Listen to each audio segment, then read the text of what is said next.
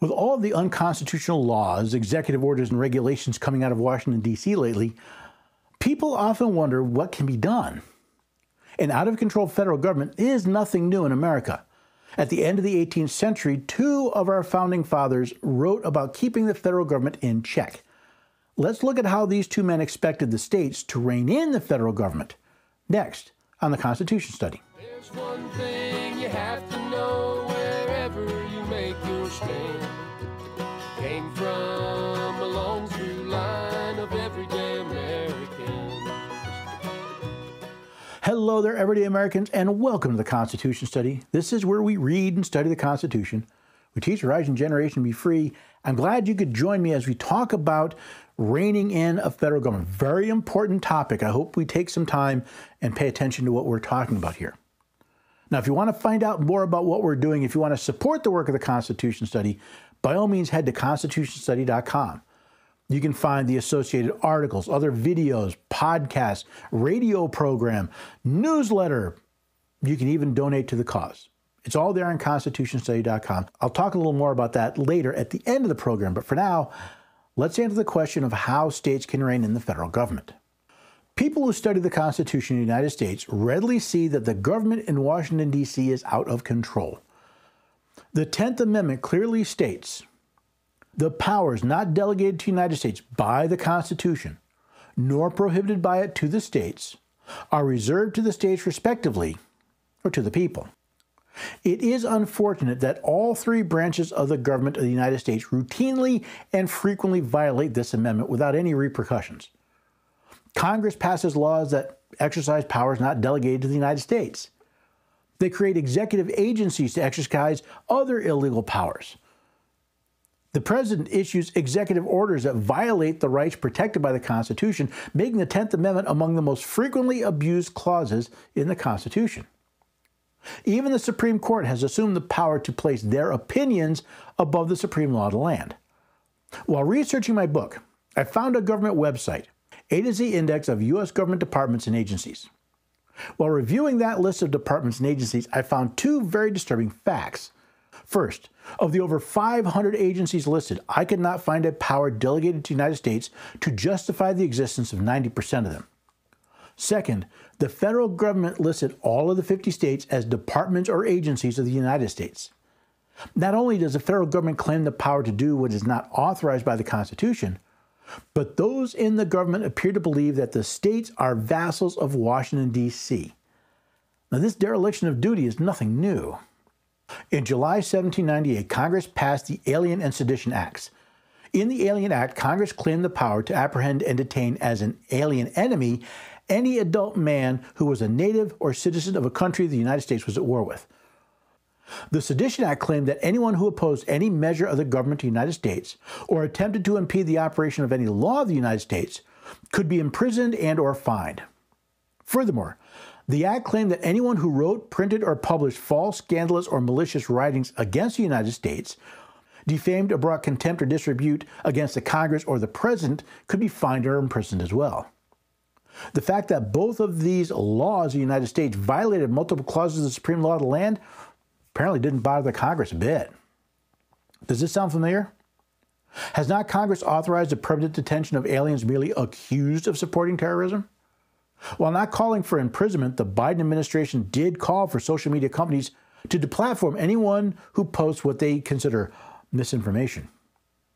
The city of Washington, D.C. is still holding those who entered the Capitol on January 6, 2021, accusing them of disrupting the work of Congress, and the House of Representatives is holding hearings claiming those who demonstrated against the 2020 elections were calling for an insurrection. So how did the states react in 1798?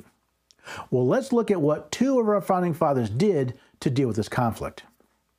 Resolved, that the General Assembly of Virginia doth unequivocally express a firm resolution to maintain and defend the Constitution of the United States and the Constitution of this state against every aggression, either foreign or domestic, and that they will support the government of the United States in all measures warranted by the former. On December 21, 1798, James Madison submitted what became known as the Virginia Resolutions to that state's House of Delegates. In it, he states that Virginia resolves to maintain and defend the Constitution of the United States against every aggression, foreign or domestic. He clearly recognized that not all aggression against the Constitution would come from foreign actors. That this assembly most solemnly declares a warm attachment to the Union of the States, to maintain which it pledges all its powers, and that for this end it is their duty to watch over and oppose every infraction of those principles which constitute the only basis of that Union, because a faithful observance of them can alone secure its existence and the public happiness. According to James Madison, it is the duty of the governments of the several states to watch over and oppose every infraction of the Constitution. Why? Because having the states oversee the actions of the federal government is the only way we can ensure the Union's existence and the public's happiness. In other words, the Supreme Court is not the ultimate protector of rights protected under the Constitution. The states are. Mr. Madison goes on, that this assembly doth explicitly and peremptorily declare that it views the powers of the federal government as resulting from the compact to which the states are parties, as limited by the plain sense and intention of the instrument constituting that compact, as no farther valid than they are authorized by the grants enumerated in that compact, and that in the case of a deliberate, palpable, and dangerous exercise of other powers not granted by the said compact, the states who are parties thereto have the right and are duty bound to interpose for arresting the progress of the evil and for maintaining within their respective limits the authorities, rights, and liberties appertaining to them. Not only does James Madison state that powers of the federal government are limited by the Constitution, but as parties to the compact that is that document, the states are duty bound to interpose and stop the progress of any government actions that go beyond it. The states are supposed to maintain the federal government within its limited jurisdiction and to protect the rights and liberties of their citizens from its encroachment. As the Virginia Resolution states, that the General Assembly doth also express its deep regret that a split has in sundry instances been manifested by the federal government to enlarge its powers by forced construction of the constitutional charter which defines them, and that indications have appeared of a design to expound certain general phrases, which, having been copied from the very limited grants of power in the former Articles of the Confederation, were the less liable to be misconstrued, so as to destroy the meaning and effect of the particular enumeration, which necessarily explains and limits the general phrases, and so as to consolidate the states by degrees into one sovereignty, the obvious tendency and inevitable consequence of which would be to transform the present republican system of the United States into an absolute, or at best a mixed, monarchy. Deliberate misinterpretation of the Constitution in an effort to expand the powers of the federal government is nothing new. The General Assembly of Virginia saw those in the federal legislature coming up with a twisted and contorted readings of the Constitution to allow them to do what the document plainly forbids. Rather like Congress claiming anything that might impact interstate commerce falls under their authority to regulate that, or that their power to tax the general welfare of the Union can be expanded into anything they can pass. The people of Virginia recognize this problem. That the good people of this Commonwealth, having ever felt and continue to feel the most sincere affection for their brethren of the other states, the truest anxiety for establishing and perpetuating the union of all, and the most scrupulous fidelity to that Constitution which is the pledge of mutual friendship and the instrument of mutual happiness, the General Assembly doth solemnly appeal to the like dispositions of the other states in confidence that they will concur with this Commonwealth in declaring, as it does hereby declare, that the acts aforesaid are unconstitutional and that the necessary and proper measures will be taken by each for cooperating with this state in maintaining unimpaired the authorities, rights, and liberties reserved to the states respectively, or to the people.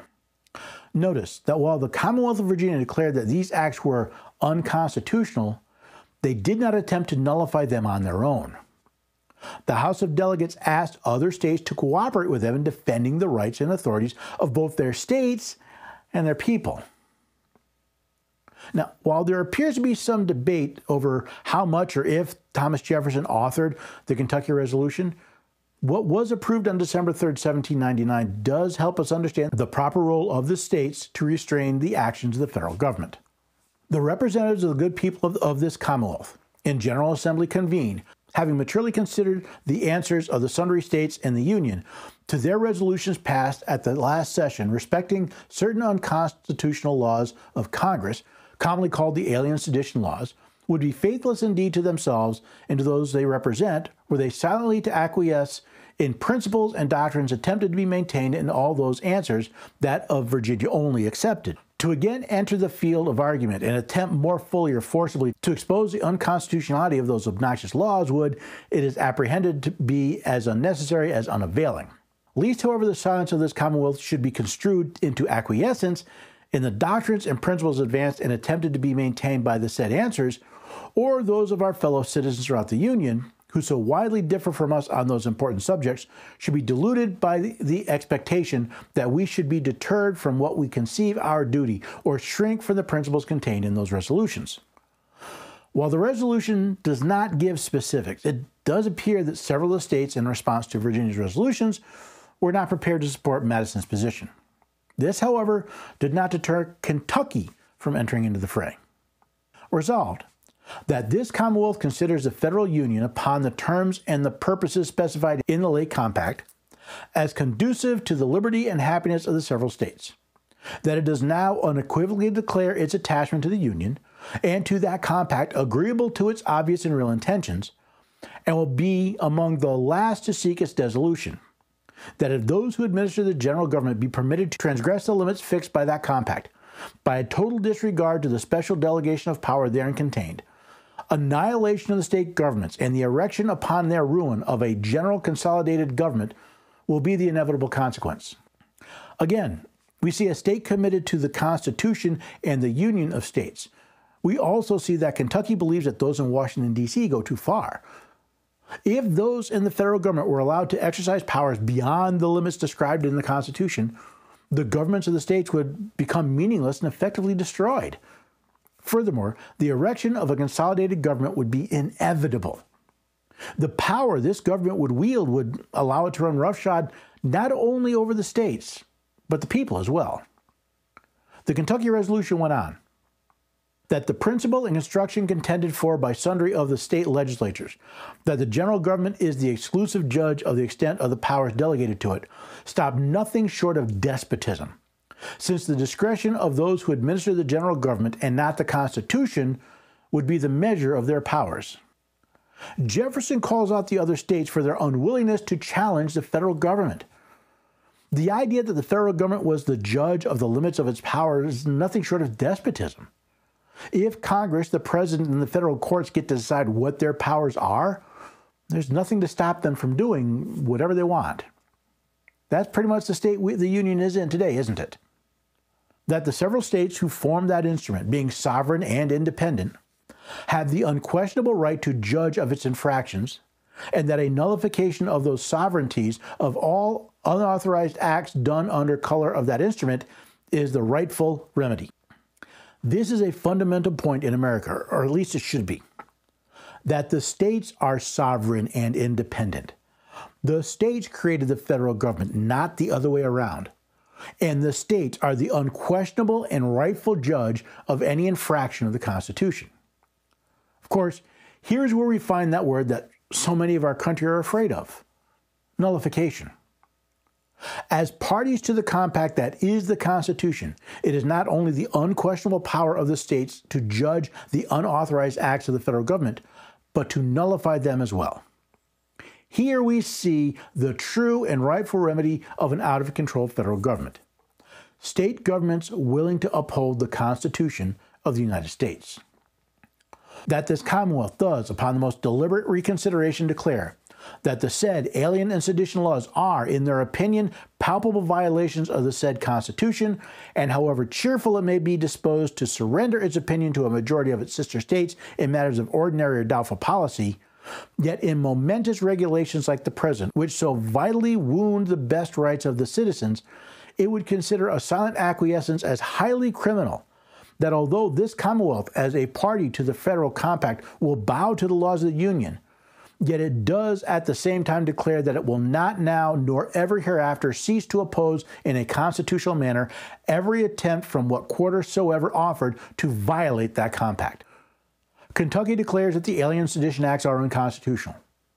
Jefferson makes the point that while disagreements about ordinary or doubtful policies can be tolerated, it would be criminal for the Commonwealth of Kentucky to surrender to the opinions of the rest of the states. Look at how your state legislators act when the federal government exceeds its just powers? Do they comply, submitting to their creation as if it were their master? Do they complain but do nothing to stand in the way of federal despotism? Or are they limited to begging the federal government to protect them from itself? This is the weak and submissive actions of most of our state legislators. As Jefferson warned, the state governments are all but annihilated as the federal government claims authority to regulate every aspect of our lives. Compare how our states today deal with federal overreach with those of Virginia and Kentucky back in 1798 and 99. Those who hold office in our states today are pale, anemic, and weak compared to Jefferson and Madison. Sure, most of the other states were willing to submit to the federal power grabs, but I guess we shouldn't be surprised by that. But at least the legislators debated the issue. When was the last time a resolution was brought to the floor of your state legislature declaring an act of the federal government unconstitutional? When has your state government stood up to Washington, D.C. and told them they've gone too far? And don't talk to me about suing the federal government in federal court. As I said, that's nothing more than a vassal state begging their master for protection from itself. When was the last time your state representatives or senators submitted a resolution denouncing the infringement on the rights of the people they were hired to represent? When was the last time you met with your state legislator and demanded they do so? If, as Jefferson said, the rightful remedy to the unlawful acts of the federal government is for states to nullify those actions, then it's up to we the people to hold our elected representatives' feet to the fire. If, as Madison said, it is the duty of the states to watch over and oppose every infraction of the Constitution, if the states are duty-bound to interpose themselves between their citizens and an ever-growing federal government and to arrest the progress of that evil, then all 50 states are derelict in their duty. Now, since we the people formed those state governments and elected those who hold office, then we are derelict in our duty as well. If freedom and liberty fall in America, if despotism and tyranny are allowed to continue, if this experiment in self-government has failed and the sacred fire of liberty should go out, it's because we the people have been derelict in our duties. When asked what type of government the Constitutional Congress gave the people, Benjamin Franklin answered, "A republic, if you can keep it." It appears that the American people of the 21st century are not up to the task. Nullification. That big, bad, scary word that makes lawyers and politicians run for the hills. But nullification is not a bad thing, as long as it's done properly. See, both Madison and Jefferson recognized that the states need to stand up and call out when the federal government goes beyond its enumerated powers. That is their right, it is their duty to oppose such work and to declare those laws null and void. But you can only truly nullify the law if a majority of the states agree. Now, the fact that most states avoid this is because they don't understand their power. At least most legislators I've met don't. Which again begs the question, why aren't we hiring better representatives?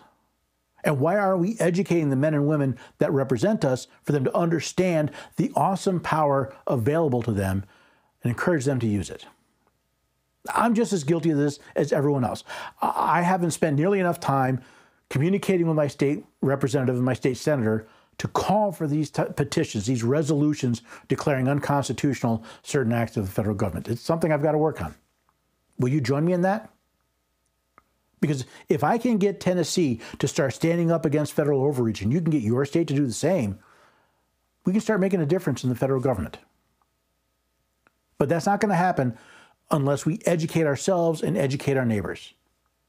Now, if you want to find out how, head to constitutionstudy.com. There you can find all the work that we're doing, the videos, the podcast, the radio program, the articles. You can find the newsletter, the shop, all your opportunities to get your questions answered to help all of us better understand the Constitution and better hold our elected officials accountable. If you want to support the work that we're doing here, help me put these episodes out. Help me write those articles, do the radio program, and all the speaking engagements. Well, if you can donate the Constitution Study, that would be greatly appreciated. If you can support the other groups we work with, Institute on the Constitution or the 917 Society, that's wonderful as well. But if we're not going to get engaged, if we're just going to sit back and passively watch while the federal government goes from a limited and defined government to a despotic behemoth that wants to rule everything in your life, well, then we're at fault. And I believe our children will curse us for our lack of vision and our lack of willingness to stand up against a tyranny. Now, hopefully, this episode lit a bit of a fire under you, enough that you'll come back next time for the Constitution study. There's one thing you have to know wherever you make your stand.